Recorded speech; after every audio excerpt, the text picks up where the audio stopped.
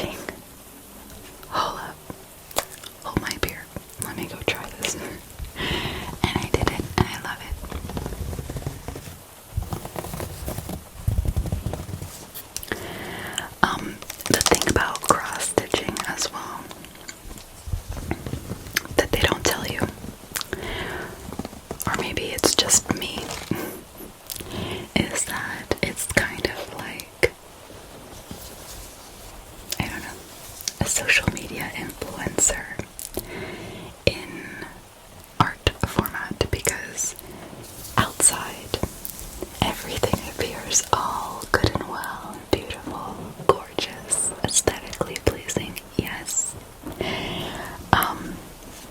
But in the back, behind the scenes, it is a mess. Like, what is this? There is no rhyme or reason why it should be this messy, but it is.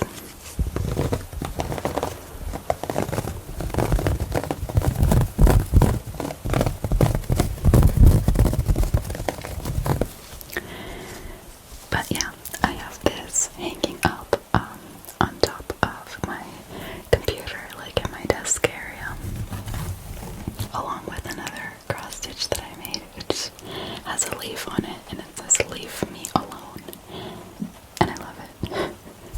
So yeah. Okay, on to the next. Okay, next. It's a Totoro.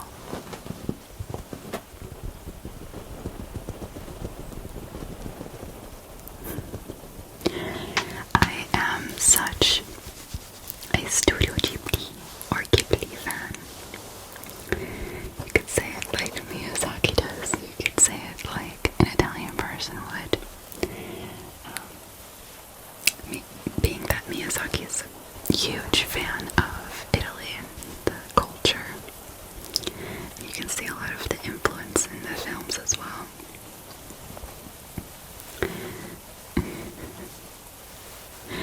This is a Totoro. I love My Neighbor Totoro. But it's not my favorite Miyazaki creation. I'd say, well, I have so many favorites, it's hard to put them in order. I love Kiki's Delivery Service. I love Howl's Moving Castle. I love Spirited Away, of course. And there are so many little gems sprinkled in around there. Some of them a lot of people don't know. But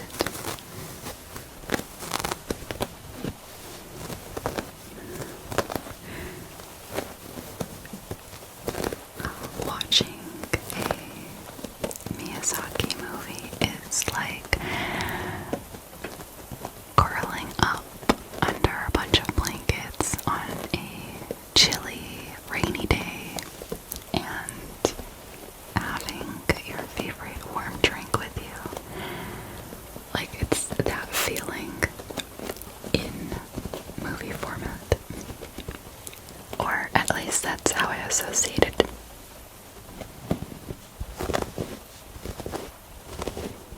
And Beppu got me this Totoro.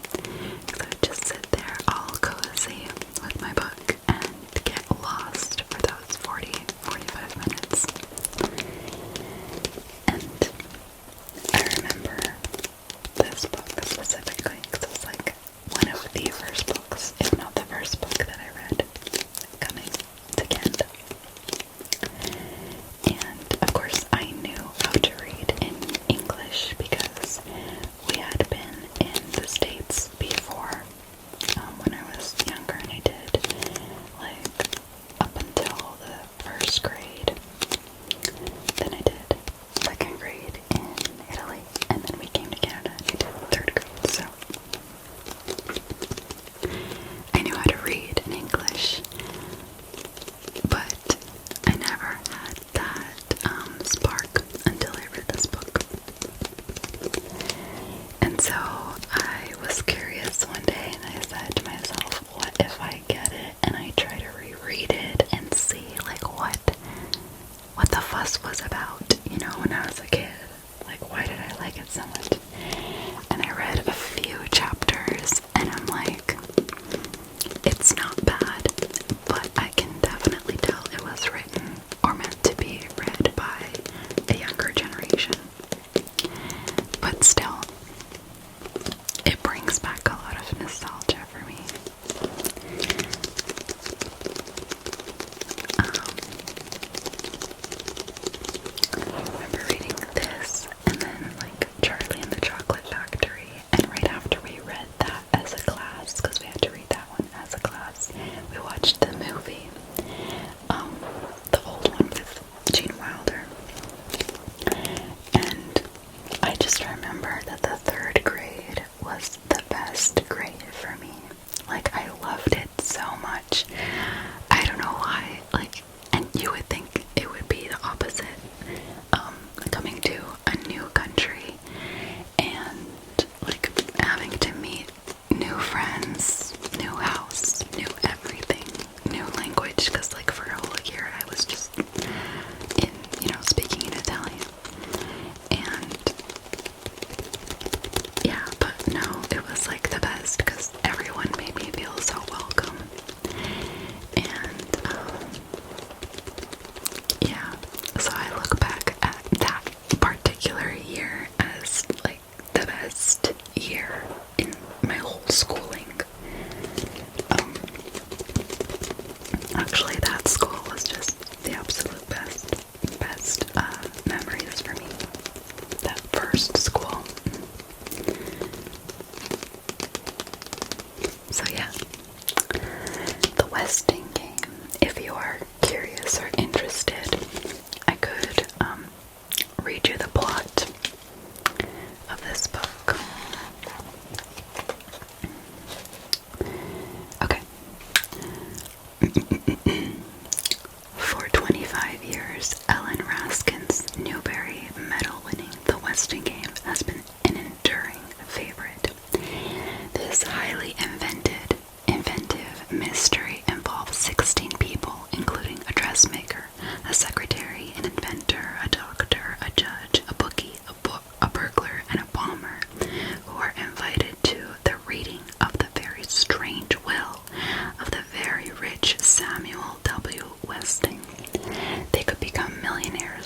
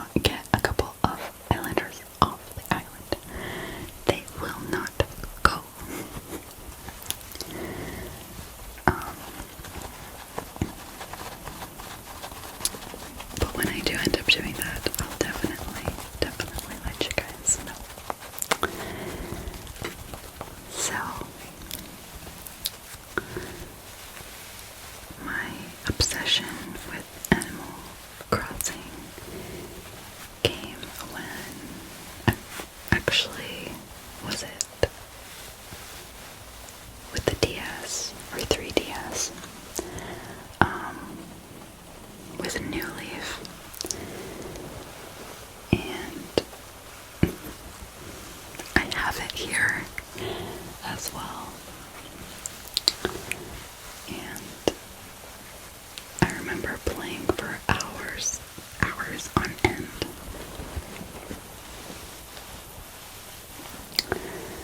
So when they came out with New Horizons, you know I had to get myself the Switch because I wasn't planning on getting the Switch.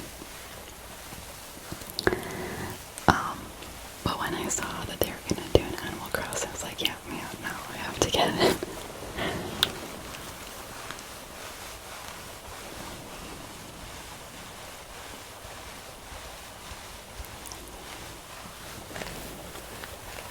I love the sound, love the sound, love the sound.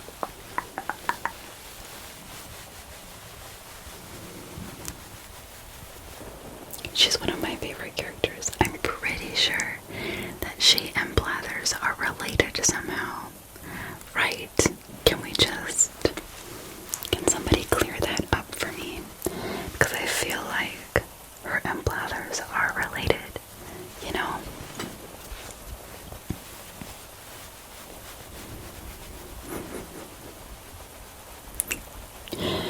Okay, next. I feel like I've shown this off a bunch of times, but I don't care. I'm gonna keep on showing you because it is super cute. Okay. Well, this is a Yarny that I made. This is Peppa's Yarny and mine is pink. It's in the other room. It is from the game Unravel. More specifically, Unravel 2, because you get to pick a second character. And Peppa and I played Unravel 2 together, because it's kind of like It Takes Two. The second one, you get to play with another person, and you need two people to do a lot of the puzzles, or you can play by yourself and just switch between two characters. It's just funner to play with another person. So this is a Yarny. I made his character from the game.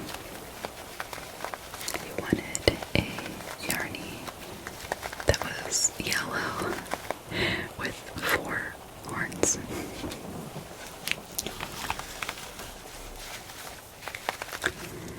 So you are basically a little yarn boy or a little yarn girl in the game, and you go through it kind of like reliving your nostalgia, or like the nostalgia of the person who you live with. Like, for example, in the first one, you are the original Yarny who is red, and I believe you live with a grandma who's like knitting something, so you come to life as this little yarn boy or yarn girl, and you go through like her life story, and it's so emotional and also cozy. So if you have never played Unravel, I definitely recommend it if you like that sort of kind of puzzle game with a soft storyline that's very, like, I don't know how to explain it. It gives you nostalgia for things that you haven't really gone through. The second one really did give me nostalgia for things that I have been through, because it was like about 2 children like growing up throughout their childhood. And it was very, very cute.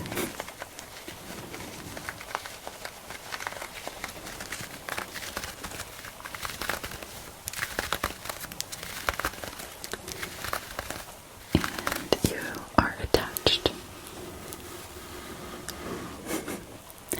Of course, it's not attached to anything, but you would be attached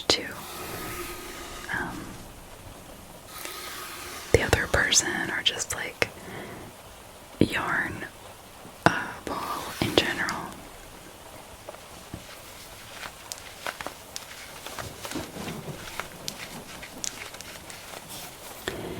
And he is made with wire inside so you could like pose him. Mine that's sitting out there is like sitting down, so her legs are like outward and bent. But he is going to be standing up outside.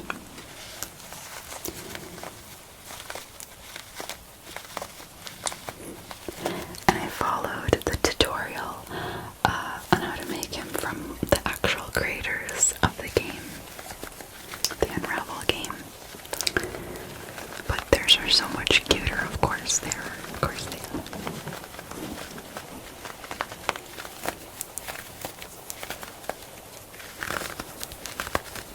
We made these like at the beginning of quarantine. Do you guys remember? Like mega lockdown. And we had to stay like a couple weeks like at home, not able to go out except for groceries. So I was like, what can we do together that's like going to be able to not make our brains shut off for, you know, these couple weeks that we have to stay home, because I didn't want to watch TV all like the entire time. So each day I would make like, I would give us a project. That's such a teacher thing for me to do. But I would give us like a project to do each day. Like one day we would paint, and the next day we would do like another craft, and the next day after that we would do puzzles. And like every day we would do something different. And I was like, we should make Yarnies, because the day before that we were playing Ramble, and we did. We got the materials and we did it.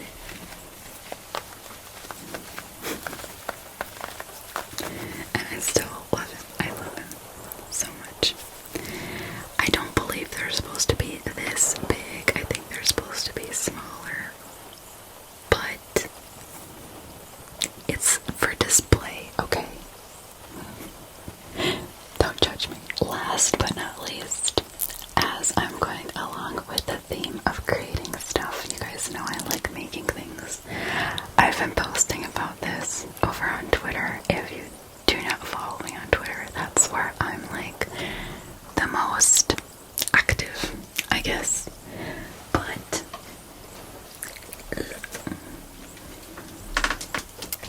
let me show this to you guys. This is Ice Cream Pig.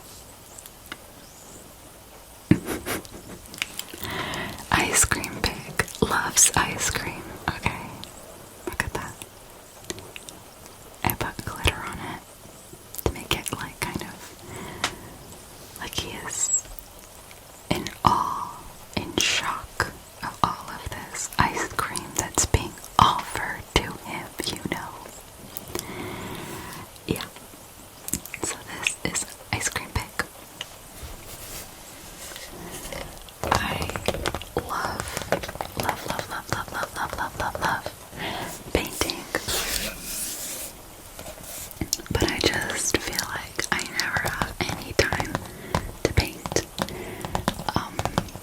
So now that I'm working from home, I like decided to force myself basically to do things that I like to do, because I never had any time working like multiple jobs. And like when do you get to do things like you want to do? You can't. So this year I'm like forcing myself to finish projects that I started. I started Ice Cream Pig like last year. I feel like, yeah, it was definitely last year, because I had gray hair and I started him on stream over on Elida's Twitch. And I finally finished it. So, as you can see, Ice Cream Pig has this eye on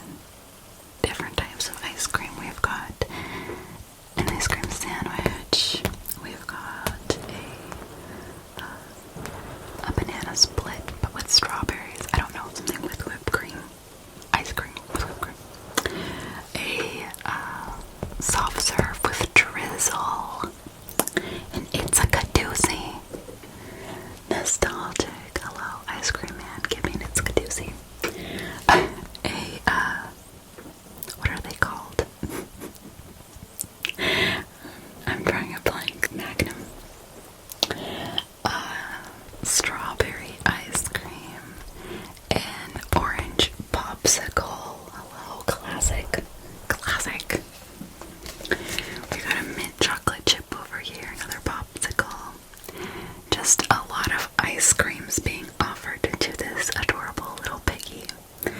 And then just covered in sparkles. That, like, of course, it's different with all of the studio lights. But when I hang it on my wall and like the sun comes in, not direct light, but like kind of streams in, the sparkles will change depending on like where the sun is moving throughout the day. So I really like that. I like it a lot. And then I made it kind of look like it's kind of all coming out of a soft purple or pink fog. A sparkly fog.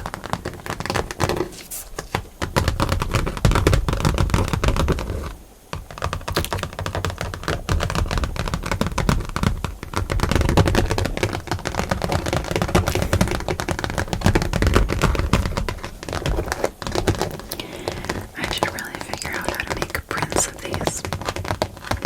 I really should.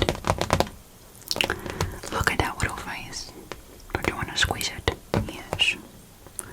I will squeeze it.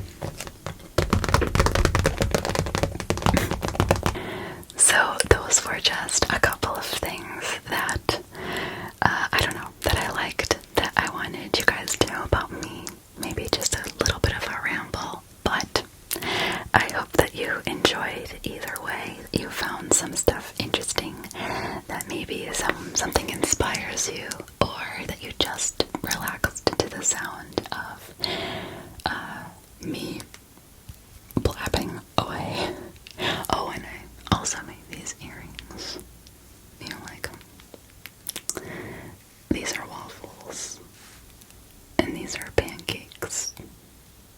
Are you team waffles? Are you team pancakes? Let me know down below if you got this far. You can put like, is there a waffle emoji? I'm pretty sure there is a pancake emoji, but is there a waffle emoji? Either way, just let me know. Let me know, because this is critical information. I have to know. Are you team waffle? Or are you